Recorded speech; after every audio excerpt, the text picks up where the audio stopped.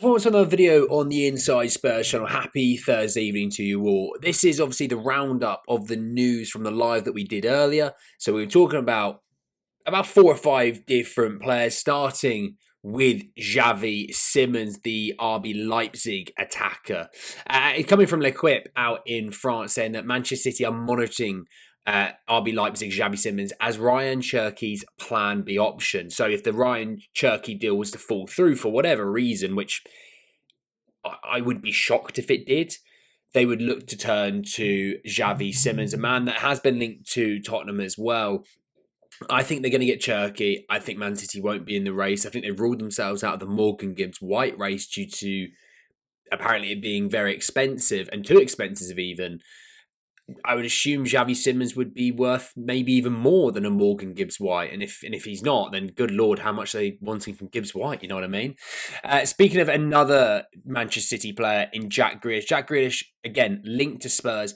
He has been left out of their Club World Cup squad going forward, all but signalling he is done with Manchester City going forward. And I put it out there, and I'm keen to know what you guys think. But a season-long loan deal for Jack Grealish, I think it's a worthy punt. I believe he can play. And a lot of the chances I talk about on the idea that Ange is the manager, because at the end of the day, he is still the manager.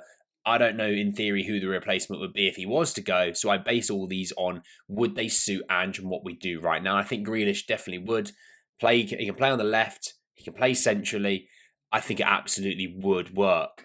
A little bit of news coming on Joao Palihnha from Bayern Munich. Premier Side saying Tottenham are interested in Joao Palihnha from Bayern Munich. Defensive midfielder expected to explore his options after not being guaranteed minutes next season. I also think he has talked himself, Palihnha, saying, look, if we're not going to get the minutes, we're going to have to review this. And he's 30 in about a month's time. I think it's just now too old in my opinion. Watching Bayern Munich as much as I have this season in a high press, a dominant possession team that plays all in the opposition's half, when the counter-attack does happen, and it does happen to Bayern 6 to 8 times a game at least, he seems to not be able to keep up with the pace. And in an Ange system where we do like to press high, I think he would somewhat struggle. Whilst he was really good at Fulham under Marco Silva, that is obviously because Marco Silva, a bit more, not saying he's a complete defensive coach, but they defend a little bit deeper. They don't press as high up. He doesn't have to cover as much ground. And at Spurs, he would have to. And I don't have faith that he would be able to, in my opinion. Speaking of Fulham, though, Spurs also linked to Rodrigo Muniz, the striker, coming from Julio Miguel Neto. I hope not, if I'm honest. The stats prove that he struggles to score 1 in every 4 games. The less I'm going to talk about this, the better. I hope it's just a really random link where there's no real substance and it's just agent talk, or just a random link to get out there because Spurs get their name linked with so many players. But this is not a player that we should be looking at. Richarlison is better than Muniz, in my opinion. You need to, in my opinion, still move off of Richarlison and bring in a durable player. This is a downgrade. This is a cheap move. This is not what we should be doing. We're in the Champions League football, for goodness sake. Jesus wept. Yann Bisseck from Inter Milan. Inter Live saying that Tottenham are prepared to meet Inter's €40 million price tag for Yann Bisseck. Man United and West Ham both interested in him. A guy that would suit Ange, 6'4", athletic, is good enough on the ball. In the Inzaghi 3-5-2 system, he defends as a right centre-back in that system, covering Dumfries whenever Dumfries gets forward. Again, Spurs have issues right now with lack of homegrown and academy-trained players, something you're going to have to be wary of going into next season, especially with European football. But you would expect Spurs to move off of a handful of players, if I'm honest. The irony is losing Whiteman and Forster. One's academy-trained, but also the other's homegrown. You're moving off Werner and Reguilon. Basuma's on the chopping block potentially to Everton, amongst others. Richarlison, likewise, amongst others.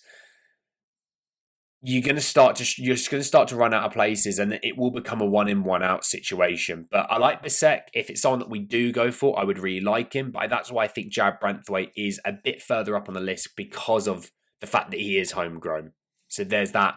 on Yann Bisseck. And then finishing off with a little bit of Nani Madueke news, not club trained by Spurs, don't forget that. Newcastle United have approached Chelsea over a potential summer move for Nani Madueke. They value him at about 40 to 42 million euros. I saw reports that it was about 60 million euros. That first bit comes from Ekrem Kanor. If he's worth 60 million euros, then what's Brennan Johnson worth? There's more of an output from Brennan Johnson. Just because you can beat a man doesn't mean anything. What do you do with the ball when you need to do something with it? He's not worth 60 million euros. He's not worth 55 million pounds. Everyone knows that he's not. He'll be worth closer to what that initial one was, 40 to 42, about 35, 37.5 million.